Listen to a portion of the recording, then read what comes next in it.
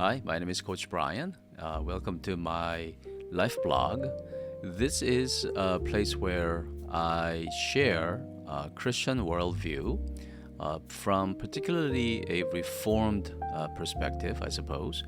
And I'm also a pastor who's trained in theology and the Bible. And I've been in ministry for over 30 years. Recently, I've begun my work mostly as a Christian life coach. And so what this blog hopes to bring is bring you some issues of modern concerns. So what I do is I search the internet and I read through issues and I bring to you hopefully a Christian perspective, Christ-centered and gospel-driven perspective regarding some of the issues. Yes, so because we're errant and only the Bible is inerrant, I'm not suggesting at all that I'll be the filter for you, but I'll be a filter for you. And I'm hoping that you will be a filter for me as well. So together, we can discover truth better, in my opinion. What I'm saying is that I know the Bible is the truth. I know the Bible is the inerrant, the Word of God. The only problem is us. When I interpret the Bible, I'm errant. I'm full of errors. So I need you. I need the covenant community. I need the people that I worship with on Sundays to be able to tell me where I'm wrong and encourage us together to grow into the Lordship of Jesus Christ. In the Life Blog section, you will find this. But let me share this with you. Arthur Brooks teaches the science of happiness at Harvard and Vanderbilt. On the first day of every term, he hands his students a very short exam. Only 2 questions. First, why are you alive? Second, for what would you willing to give your life? Why are you alive? And for what would you willing to give your life? Now, for years, students had their answers ready. Then some years ago, he says, they began to fail. Imagine that. They began to fail. The questions themselves bewildered them. Bewildered them? I have never thought about that, some would say. Do those questions even have answers? Some others would say. Now, Brooks calls this a psychogenic epidemic. Psychogenic epidemic is a misery that spreads with no biological cause. According to the graph he showed, around 2008 to 2009, the share of young adults who say, "My life feels meaningless," began to climb noticeably. So something happened. Something happened in the year 2008 and 2009, and that's when the graph shows it actually catapults of people who say, "My life feels meaningless." Now, there's a reason why Brooks's 2 questions cut so deep. Why? Because you cannot answer them with a search engine. Because these questions are asking about meaning, not about information.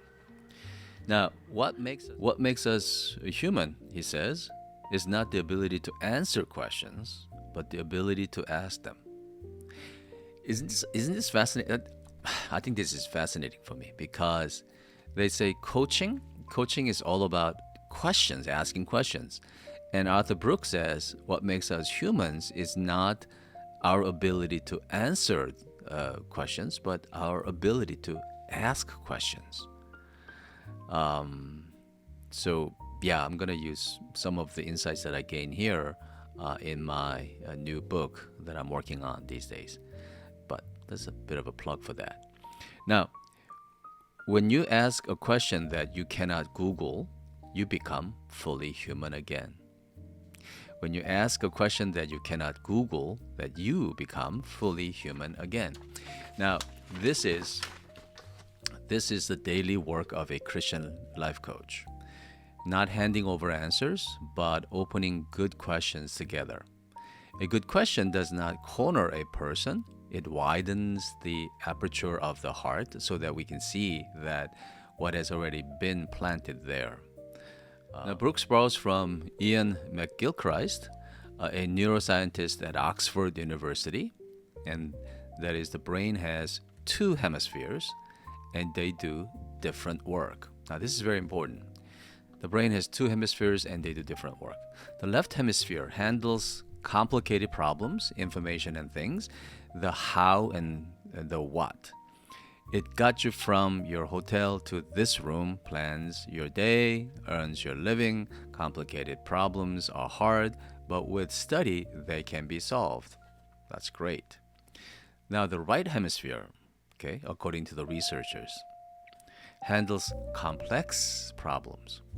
So the left hemisphere deals with complicated problems. The right hemisphere deals with complex problems. Love, meaning, mystery, faith, and so forth. And as Brooks puts it, complex problems are easy to understand and impossible to solve. His car, he says, is a left brain problem that he could one day fix.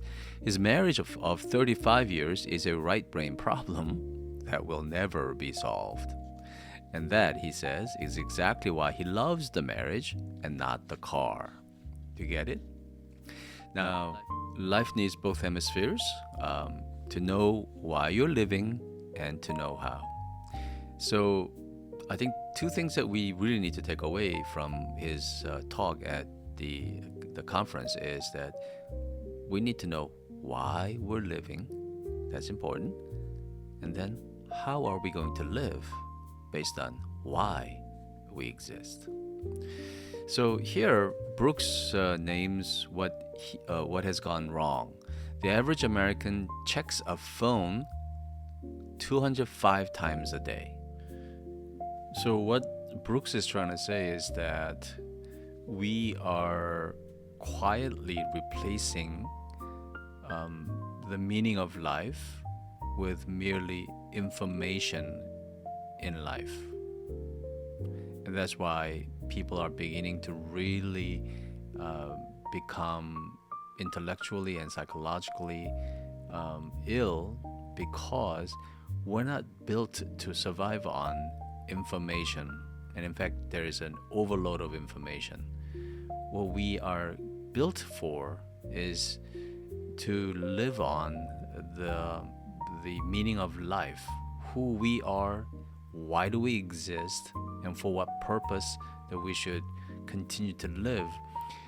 We are built to answer those questions, and then we're to gather information so that we can answer the questions regarding how then should we live. If I understand that I'm built for the glory of God, if I'm built for the majesty of God, then how am I going to live so that I fulfill that purpose in life? And that's a very important distinction that I think people are losing this day and age. Brooks' second question is this: for what would you give your life? He tells us his son Carlos's answer. Carlos came out of the U.S. Marine Corps at 23 as a man with answers. Okay, and asked why he's alive, Carlos said, God made me to serve others. And asked what he would die for, he named his family, his friends, his faith, and his fellow Marines and his country.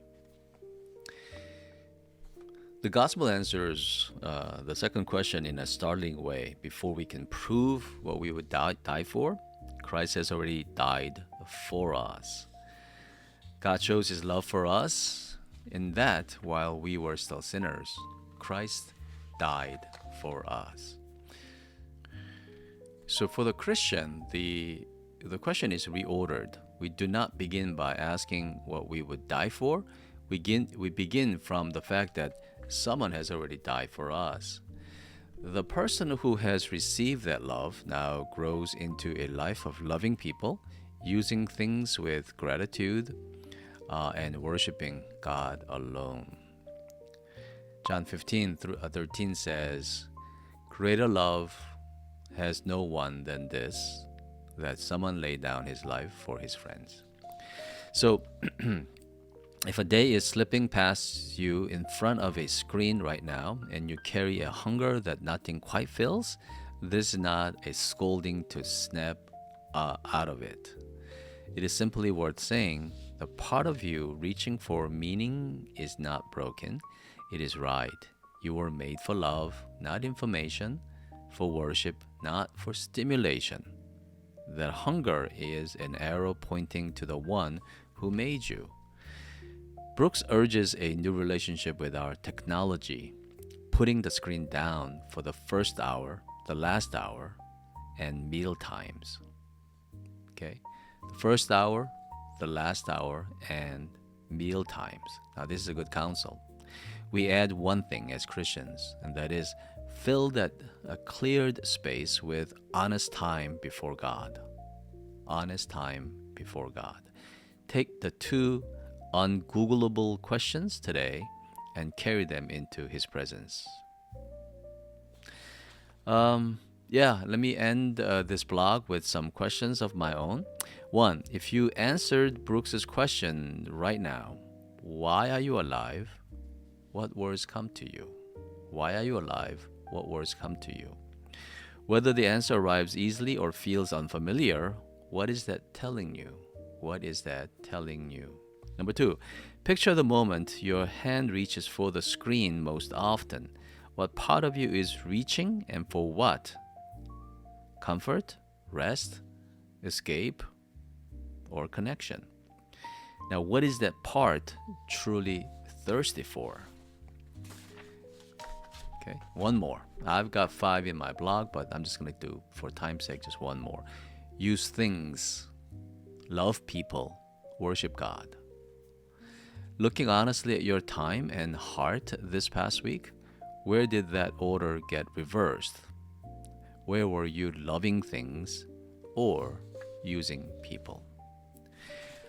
Well, that's it for today. Thanks for joining us. As you could see that I am just slowly starting my life blog where once again we examine today's culture, news, philosophy, theology, and so forth. And here we strive to be Christ-centered and gospel-driven, meaning we try to have a Christocentric worldview as we look at the things that are happening in our world. Well, once again, thanks for joining us, and this was Coach Brian, and I don't know how to end really well. I need to work on that.